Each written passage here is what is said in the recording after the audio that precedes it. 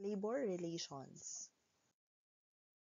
So the right to self-organization, we have to note that the state shall guarantee the rights of all workers to self-organization, collective bargaining and negotiations, peaceful concerted activities, including the right to strike in accordance with law. The implications of right to self-organization is the right to choose which union he should join and to cancel his union membership anytime. It also not to join or abstain from joining a union.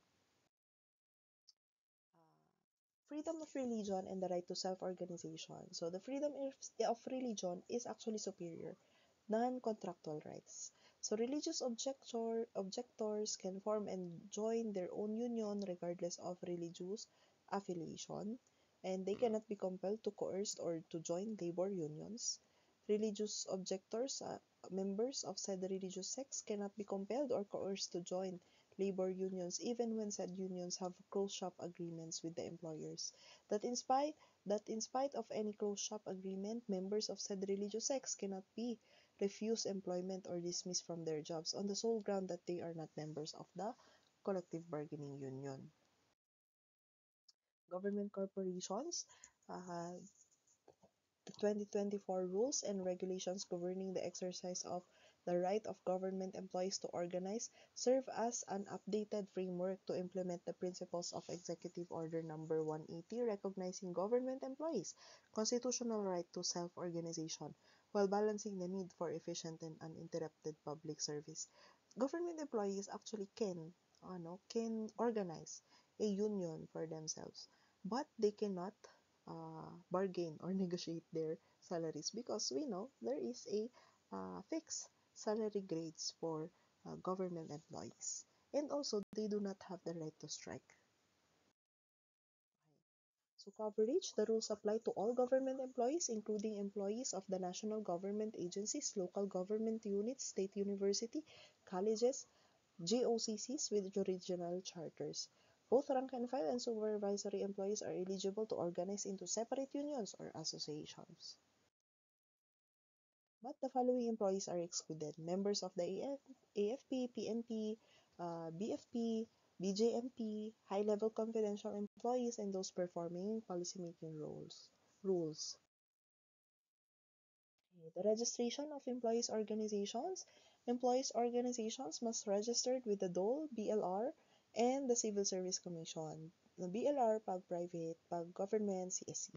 Requirements include a membership comprising at least 30% rank and file employees in the organizational unit, submission of a constitution, bylaws, financial report, if applicable, and documentation of an organizational meeting. So, collective negotiation agreement is an agreement between the employer and the employees' organization covering terms and conditions of employment not fixed by law.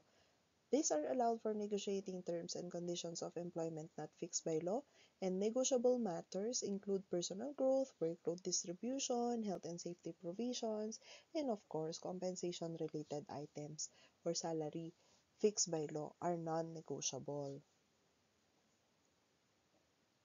Limitations, compensation-related benefits fixed by law cannot be negotiated kasi nga government. Uh, it must comply with budgetary limitations and government accounting standards.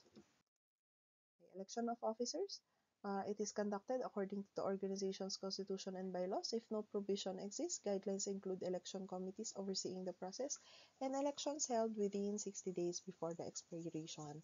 Grievance and dispute resolution must be resolved at the lowest possible level through grievance machinery outlined in the CNA. And the Public Sector Management Council is designated hearing officers may address unresolved disputes. Coverage, all persons. Ito na. Rights and conditions of membership. It covers all persons employed in commercial, industrial, agricultural enterprises and in religious, charitable, medical, educational, whether operating for profit or not, shall have the right to self-organization and to form, join, or assist labor organizations of their own choosing for purposes of collective bargaining. A labor organization is defined as any union or association of employees which exists in whole or in part for the purpose of collective bargaining or of dealing with employers concerning terms and conditions of employment. Admission and discipline of members. Eligibility of membership: persons who may form, join, or assist labor organization for the purpose of collective bargaining in private sector, all persons employed in commercial, industrial, and agricultural enterprises, employees of GOCCs without original charters established under the Corporation Code, employees of religious, charitable, medical, or educational institutions, whether operating for profit or not, supervisory employees, and of course, alien employees.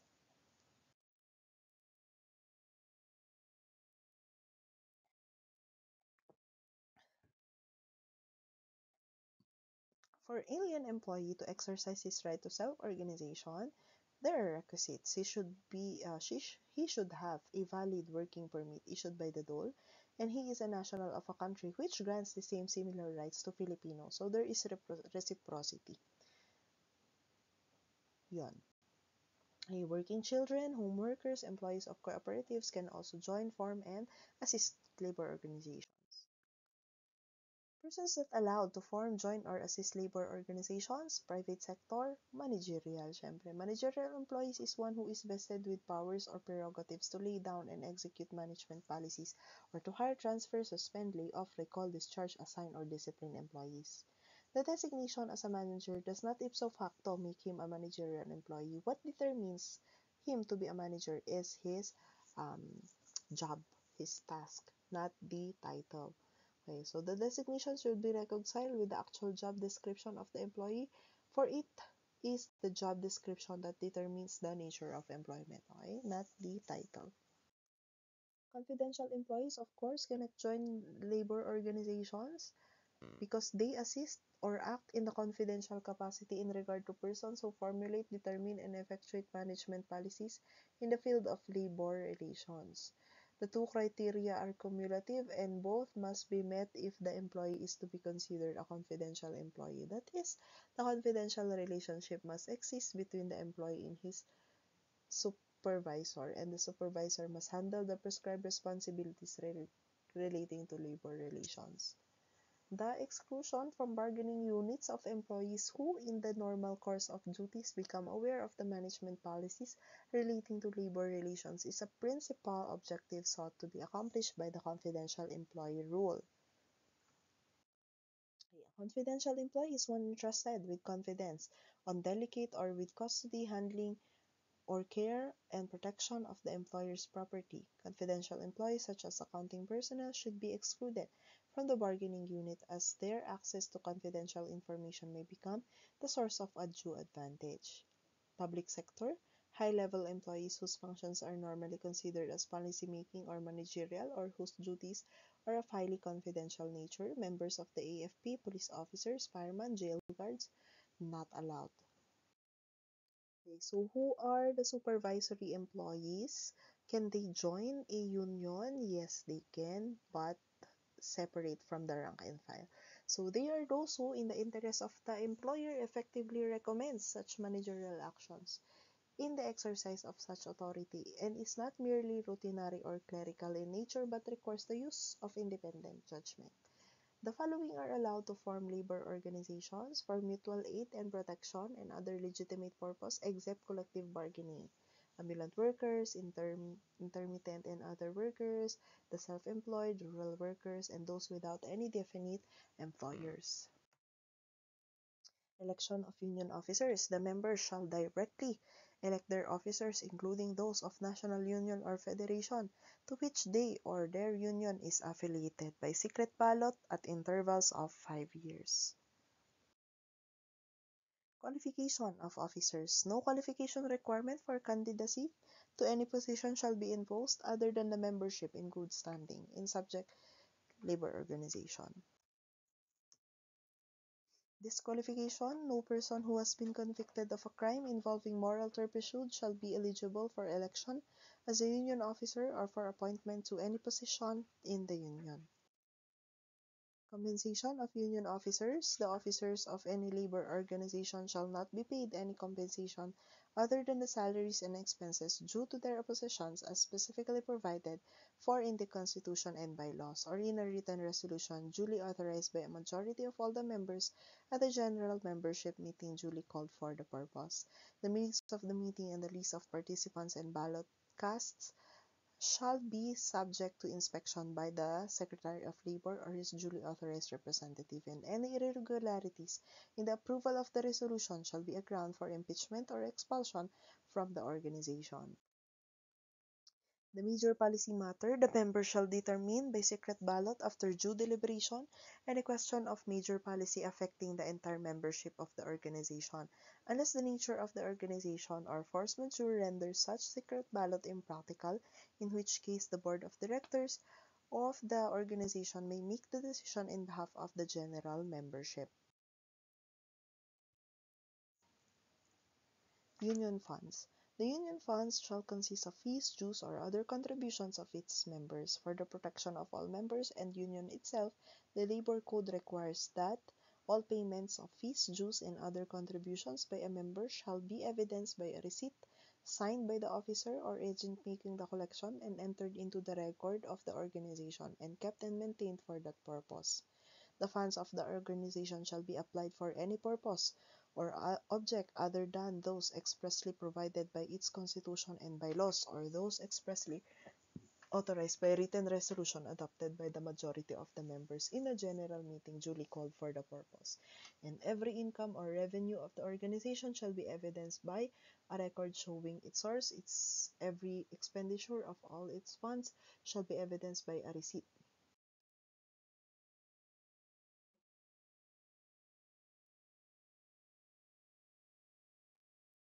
Okay, union fund shall consist fees, dues, or other contributions of all its members, and all payments of fees, dues, and other contributions by a member shall be evidenced by a receipt. The funds of the organization shall not be applied for any purpose or object other than those expressly provided by its constitution and by laws, or written resolution adopted by majority of the members at a general meeting duly called for the purpose.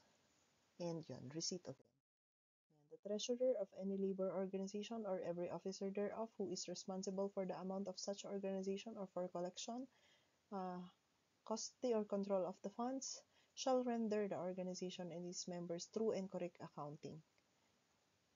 Okay, and it must be made at least once a year within 30 days after the close of the fiscal year, as such other times as may be required by the resolution of the majority of the members and upon vacating his office. The books of accounts and other records of financial activities of any labor organization shall be open to inspection by any officer or member thereof during office hours. Prescription of actions against union funds. Any action involving funds of the organization shall prescribe after 3 years from the date of submission of the annual fiscal report to the Department of Labor and Employment, or from the date the same should have been submitted as required by law, whichever comes earlier, provided that the provision shall apply only to a legitimate labor organization which has submitted its financial report requirements under the Labor Code. Requisites for check-off and payment of special assessment. No special assessment or other extraordinary fees may be levied upon the members of labor organization unless there is an authorized written resolution of a majority of all the members in a general membership meeting duly called for the purpose, and the secretary of the organization shall have a record of the minutes of the meeting, including the list of all members present, states votes, the purpose of special assessment or fees, and the recipient of such assessment or fees. The record shall be attested to by the president. Mandatory activity. Other than the mandatory activities under this code, no special assessment, attorney's fees, negotiation, or other extraordinary fees may be checked off from any amount due on an employee unless there is an individual written authorization duly signed by the employee, and the authorization should specifically state the amount, purpose, and beneficiary of the deduction. Union information. It shall be the duty of any labor organization and its officers to inform its members on the provisions of its constitution and bylaws, collective bargaining agreement, the prevailing labor relation system, and all their rights and obligations under the existing labor laws. Enforcement and remedies, procedure, jurisdiction, and sanctions. The effect of violation. Any violation of the rights and conditions of membership shall be a ground for cancellation of union registration or expulsion of officers from office, whichever is appropriate. And who may question the violation? At least 30% of the members of a union or any member or members especially concerned may report such violation to the BLR. Okay, jurisdiction versus cause of action. Cause of action is there is a violation of rights and conditions of union membership, and it is filed, or the BLR has jurisdiction over such. For criminal and civil liabilities arising from violations of the rights and conditions of membership, it is under the jurisdiction of the regular courts. Union chartering, affiliation, local and parent union relationship, chartering and creation of a local chapter. A duly registered federation or national union may directly create a local chapter by issuing a charter certificate indicating the establishment of a local chapter. The chapter shall acquire legal personality only for purposes of filing a petition for certification election from the date it was issued a charter certificate.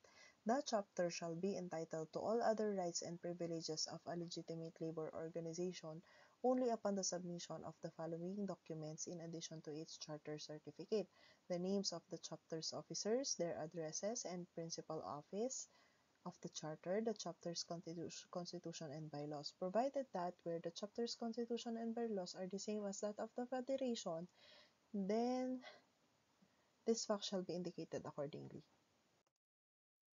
The additional supporting requirements shall be certified under oath by the secretary or treasurer of the chapter and attested by its president.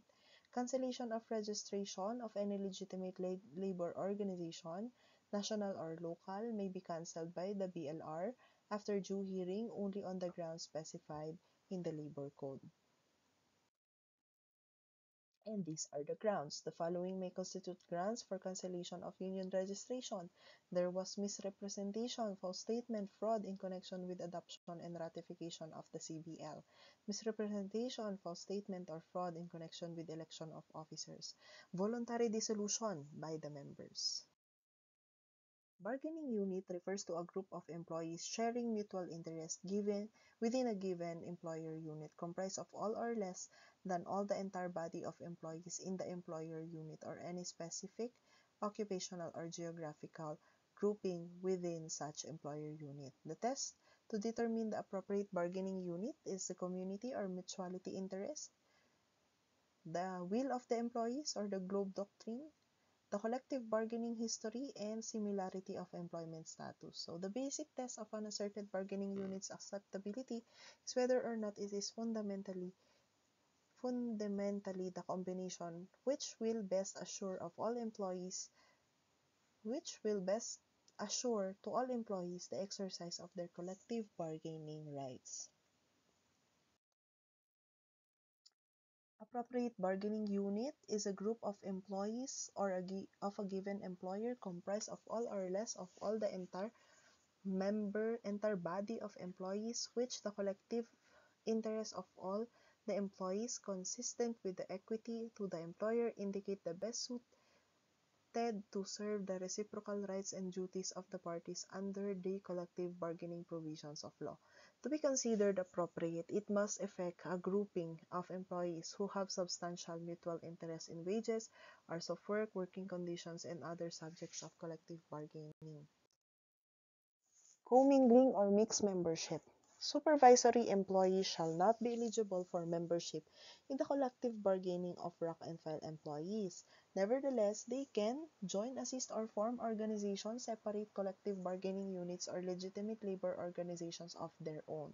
Any mingling between supervisory and rank and file cannot affect its legitimacy, for it is not among the grounds for cancellation of registration unless such mingling was brought about by misrepresentation, false statement, or fraud.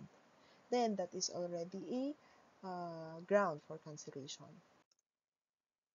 Commingling is not a ground for cancellation, again, of the registration of a union. The only effect in that said employees who are not supposed to be included are ipso hure excluded and deemed removed from the unit, or the list of union members. In other words, their removal from the said list is by operation of law. Bargaining representative, labor organization designated or selected by majority of the employees in an appropriate collective bargaining unit shall be the exclusive representative of the employees in such unit for the purpose of collective bargaining with the employer. Collective bargaining and administration is a process of negotiation between the employer or a group of employers and a legitimate labor organization representing the workers for the purpose of determining the terms and conditions of employment as well as resolving grievances or other labor relation issues. It is a cornerstone of industrial democracy where both parties aim to reach a mutually acceptable agreement that promotes industrial peace. The Labor Code of the Philippines defines collective bargaining as the performance of mutual obligation between the employer and the employees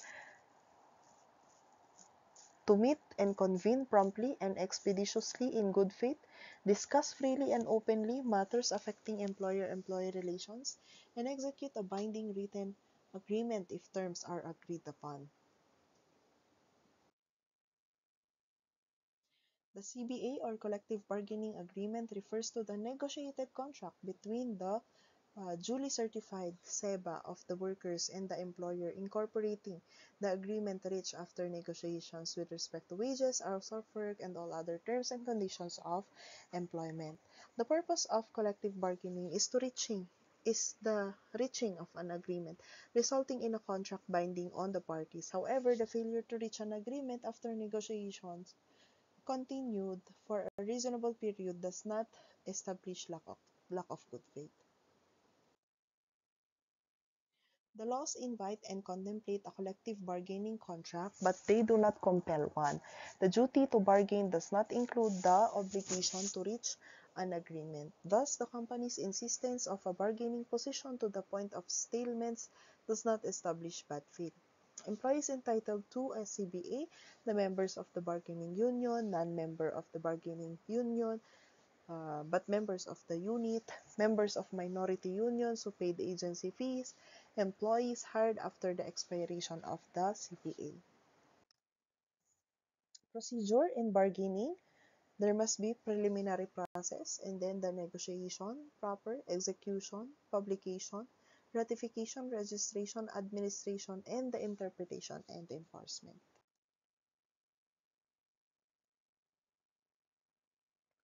A party desiring to negotiate an agreement shall serve written notice upon the other party with the statement of its proposal. A demand to bargain should be in writing.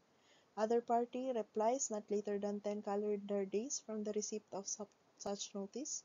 If difference arises on the basis of the notice and reply, either party may request a conference, and the conference shall begin no later than 10 days from the date of request. The dispute, if not settled, the NCMB shall intervene upon the request of either or both of the parties or its own initiative. The NCMB shall immediately call parties for conciliation meetings, and it has the power to issue subpoena requiring attendance of the parties.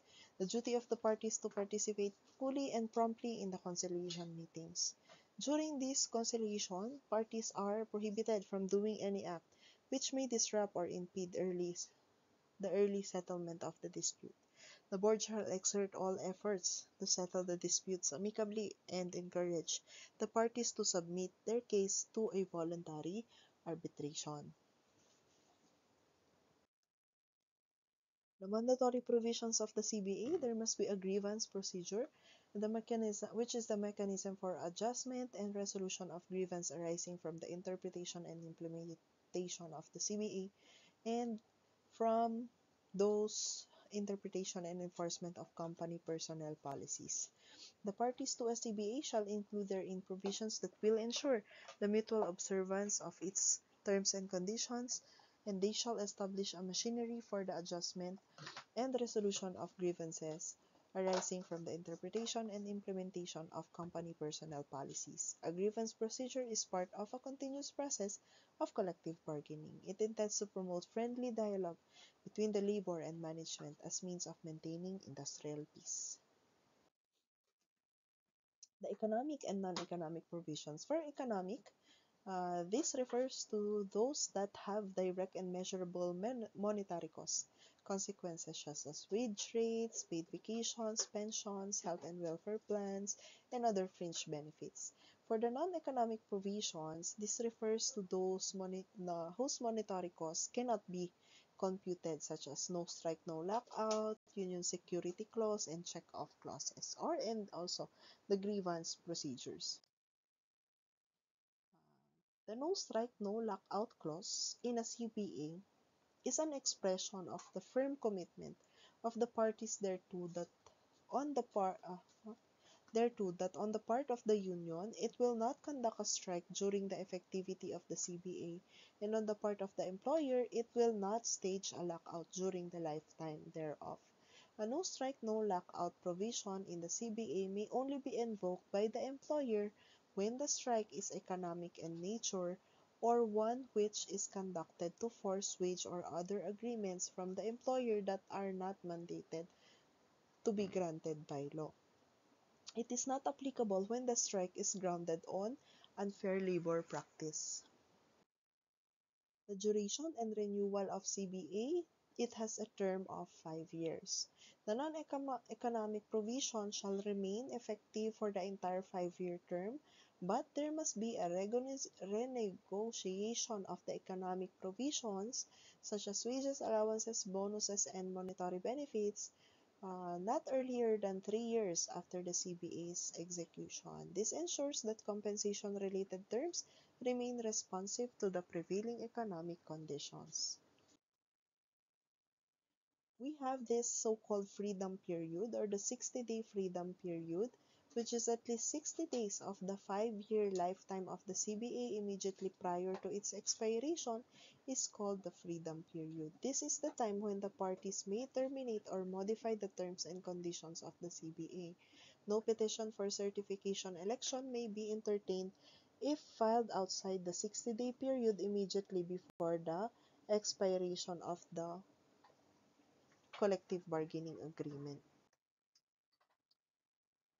So the only time petitions for certification elections are allowed covering the last 60 days before the CBA expires, and no petition is allowed uh, beyond this period. The purpose of the prohibition against the filing of a petition for certification election outside the so-called freedom period is to ensure industrial peace between the employer and its employees during the existence of a CBA. Automatic renewal clause. When no new agreement is executed by and between the parties, the terms and conditions of the previous CBA shall continue to have force and effect beyond the stipulated term when no new agreement is executed by and between the parties to avoid and prevent situations where no CBA at all would govern between the employer and its employees. The automatic renewal clause is deemed incorporated in all CBAs. Okay, the Union Security Clause. The law authorizes the enforcement of union security clauses provided it is not characterized by arbitrariness and always with due process. In terminating the employment of an employee by enforcing the union security clause, the employer needs only to determine and prove that the union security clause is applicable. The union is requesting for enforcement of the union security provision of the CBA. There is sufficient evidence to support the union's decision to expel the employee from the union or company. As a result of enforcing a union security clause falls under the category of just causes for termination in that it is analogous to a wrongful act or omission out of one's own volition. Unfair labor practice. It is a violation of the constitutional rights of the employee to self-organization, which is inimical to the legitimate interests of both labor and management. The concept is, is that it is an act of an employer or union or their agents which violates the rights of workers to self-organization, which includes the right to form union, take part in its formation, join or assist a union of their own choosing for the purpose of collective bargaining and negotiation, and to engage in concerted activities for mutual help and protection. Elements of ULP: there must be an employer-employee relationship. The act complaint must be expressly mentioned and defined under the Labor Code as an unfair labor practice. The act complained of as ULP must have a proximate and causal connection with any of the following rights: exercise of right to self-organization, collective bargaining, and compliance with the CBA. Two aspects of ULP: civil and criminal. The civil aspect of ULP includes claims for actual moral and exemplary damages, attorney's fees, and other affirmative reliefs. And these claims should be asserted in the labor case before the LA, who have original and exclusive jurisdiction over ULP cases. The civil aspect can be committed by officers and agents or of the employers or officers and agents of the labor organization. This aspect of ULP is cognizable and falls within the jurisdiction of the LA. The quantum of proof required is only substantial evidence, or that evidence which a reasonable mind might accept as a support for a conclusion. And the prescriptive period for ULP is 1 year from the accrual of such ULP. The criminal aspect can be committed by agents and officers of the employer who participated or authorized or ratified the act. This ULP falls within the jurisdiction of regular trial courts. The quantum of proof required is proof beyond reasonable doubt. Prescriptive period is also 1 year from the accrual of the ULP.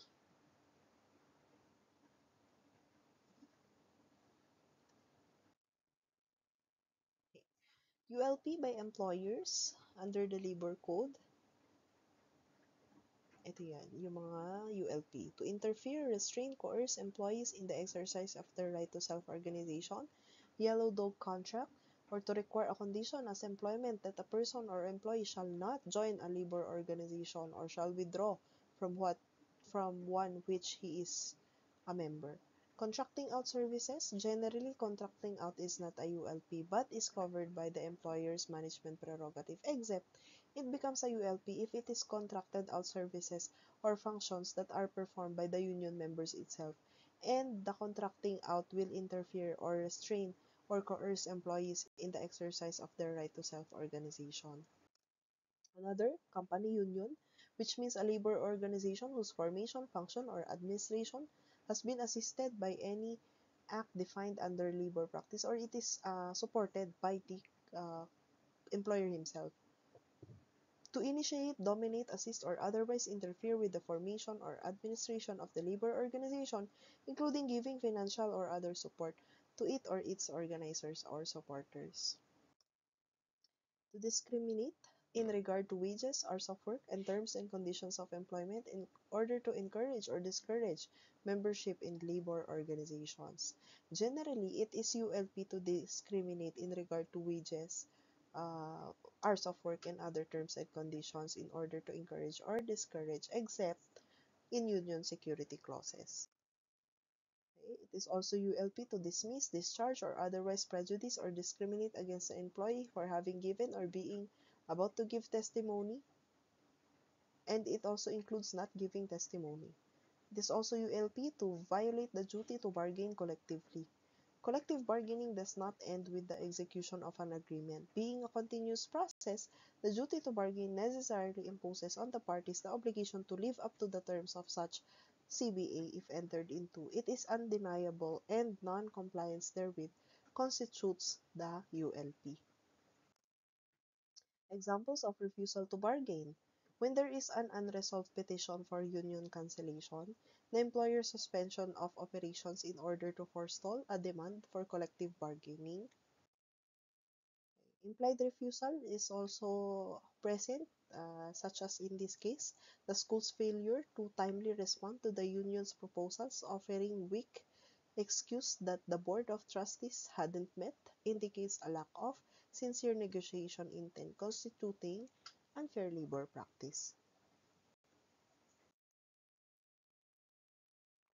The following are not considered implied refusal: adoption of an adamant bargaining position in good faith, refusal to bargain over demands for commission of ULP, refusal to bargain during period of illegal strike, not initiating bargaining, refusal to bargain where the union demands the recognition.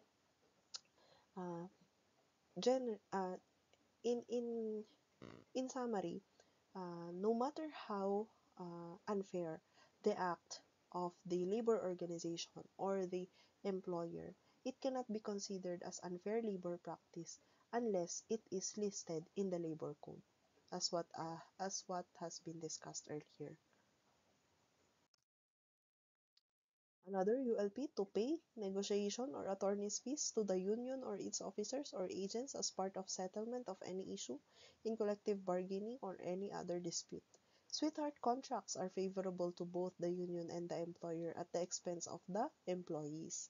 The settlement of bargaining issues must be made by fair bargaining in good faith and not through the payment of negotiation or attorney's fees, which will ultimately lead to sweetheart contracts. To violate, of course, the CBA. Violations of the CBA, except those which are gross in character, shall no longer be treated as unfair labor practice but shall be resolved as grievances under the CBA. Gross violations of the CBA shall mean flagrant or malicious refusal to comply with the economic provisions of the agreement. As such, an alleged violation of the CBA, even assuming it was malicious and flagrant, is not violation of economic provisions. It cannot be considered as unfair labor practice. The totality of conduct doctrine. So the overall behavior and actions of the employer are evaluated to determine if they have engaged in ULP rather than focusing on the isolated incidents or specific actions. It considers the cumulative effect of various actions to identify patterns of behaviors that violates the worker's right or undermines labor protection. ULP by labor organizations, there is restraint or coercion. The labor organizations cannot restrain or coerce employees in their right to self-organization. However, the LO shall have the right to prescribe its own rules with respect to acquisition or retention of membership. It cannot also coerce members to participate in strike. And a labor organization violates the law when it restrains or coerces an employee in the exercise of his right to refuse to participate or recognize a strike. Discrimination or encourage or discourage unionism. Generally, it is ULP for labor organization to cause an employer to discriminate against an employee, except provisions of a valid union security clause and other company policies applicable to all employees. Violation of duty or refuse to bargain. Illegal exaction or feather bedding, the practice of labor organization to cause or attempt to cause an employer to pay or deliver or agree to pay or deliver money nor other things of value in the nature of exaction for services which are not performed or not to be performed, including the demand for a fee for union negotiations. Asking or accepting negotiation and other attorney's fees, violation of the collective bargaining agreement. ULP and collective bargaining. Bargaining in bad faith. Refusal to bargain or blue sky bargaining naman. And blue sky bargaining is an unrealistic and unreasonable demands in negotiations by either or both the labor and management where neither concedes anything and demands the impossible. It is actually not collective bargaining at all. Surface bargaining, on the other hand, is going through the motions of negotiating without any legal intent to reach an agreement. It involves the questions of whether or not the employer's conduct demonstrates an unwillingness to bargain in good faith or is merely hard bargaining. Sweetheart contract, a labor organization that asks or accepts negotiation or attorney's fees from the employer in settling a bargaining issue or dispute. The obligation to pay attorney's fees belongs to the union and cannot be shunted to the individual workers as their direct responsibility. The law has made clear that any agreement to the contrary shall be null and void ab initio. Feather bedding, it is in the nature of exaction for services which are not performed or not to be performed, as when the union demands from the employer to maintain personnel in excess of the latter's requirements. Peaceful concerted activities. It is a policy of the state to encourage free trade unionism and free collective bargaining. Workers shall have the right to engage in concerted activities for purposes of collective bargaining or for their mutual benefit and protection. The right of legitimate labor organization to strike and picket and of employers to lock out consistent with the national interest shall continue to be recognized and respected. However, no labor or union may strike and no employer may declare lockout on grounds involving inter-union or intra-union disputes.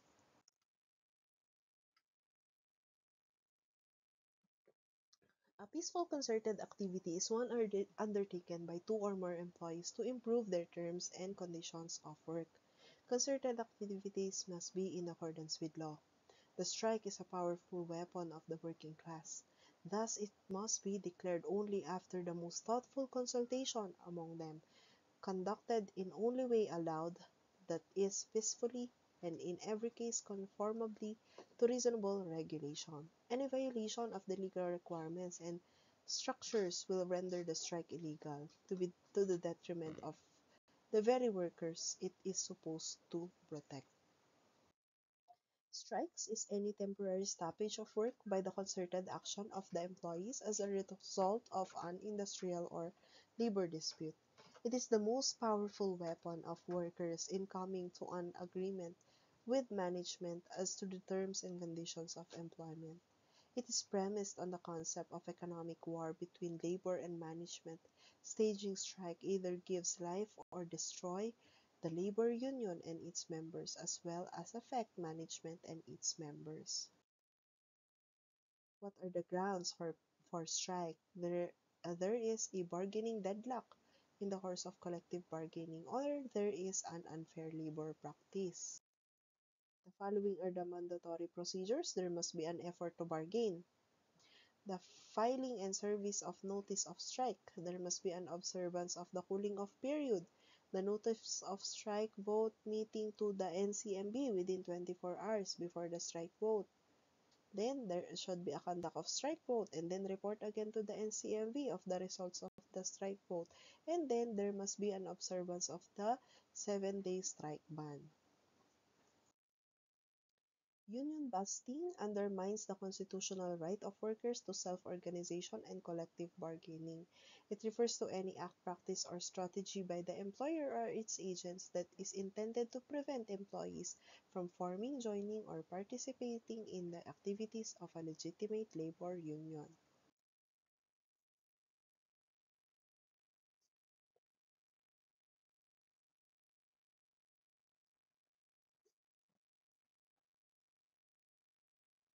When we say effort to bargain, there must be no labor organization declaring strike without first having bargained collectively with his employer.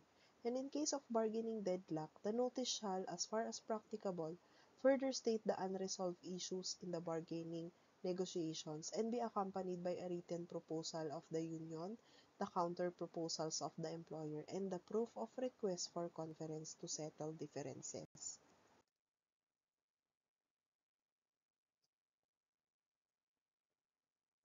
The filing of notice of strike. For UNP ground, the notice to file a strike to DOLE within 15 days before the intended date of the strike. For bargaining deadlock, 30 days before the intended date of the strike. Notice to the employer. In case of ULP and union busting, the notice must be served to the employer. Failure to do so will constitute non-compliance with the procedural requirements and will result to an illegal strike. Action on notice. Upon receipt of the valid notice of strike or lockout, the NCMB will now, through its conciliator mediators, call the parties for a conference the soonest possible time in order to actively assist them to explore all possibilities of amicable settlement. The conciliator mediator may suggest, offer proposals as an alternative avenue for the resolution of their disagreement or conflict. If the conciliation or mediation fails, the parties shall be encouraged to submit their dispute for voluntary arbitration.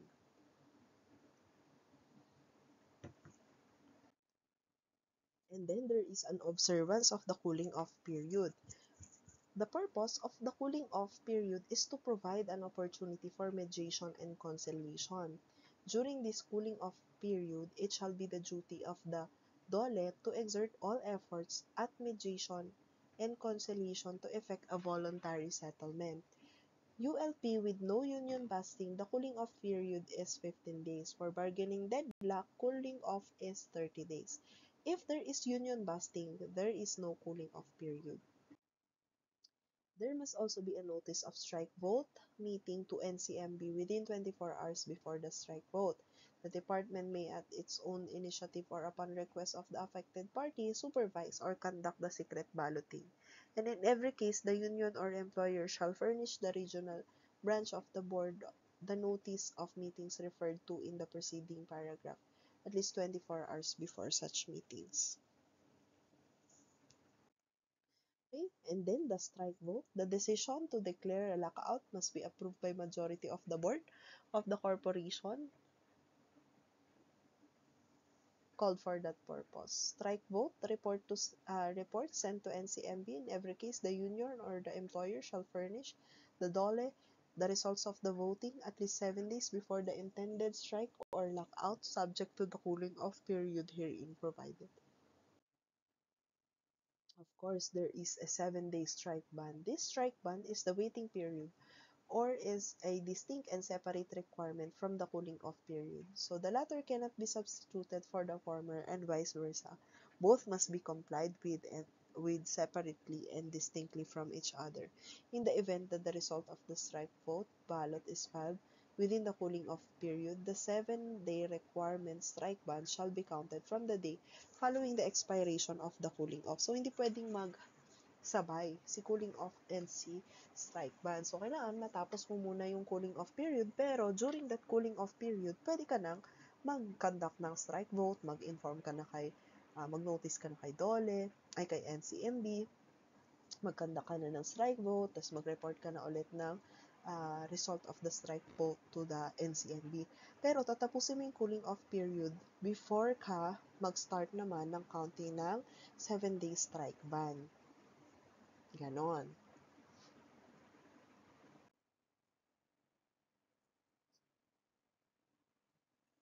So the strike area is the establishment, warehouse, depots, plants, or offices, including sites or premises unused as runaway shops of the employer struck against, as well as the immediate vicinity actually used for picketing strikers in moving to or from before all points of entrance and exit of said establishment. A strike breaker is any person who obstructs, impedes, or interferes by force, violence, coercion, threats, or intimidation any peaceful picketing affecting wages, hours of conditions of work, in the exercise of the right to self-organization or collective bargaining, also called as CAB. Okay. Not valid grounds for a strike, violations of the CBA, except if gross in character, inter-union, internal union disputes, issues brought to the voluntary or compulsory arbitration, and legislated wage orders, and of course, labor standard cases. Good faith strike, generally a strike based on non-strikable ground, is an illegal strike. A strike grounded on ULP is illegal if no such act actually exists, except even if no ULP acts are committed by the employer. If the employees believe in good faith that ULP acts exist so as to constitute valid ground for strike, then the strike is held pursuant to such belief may be legal. Picketing.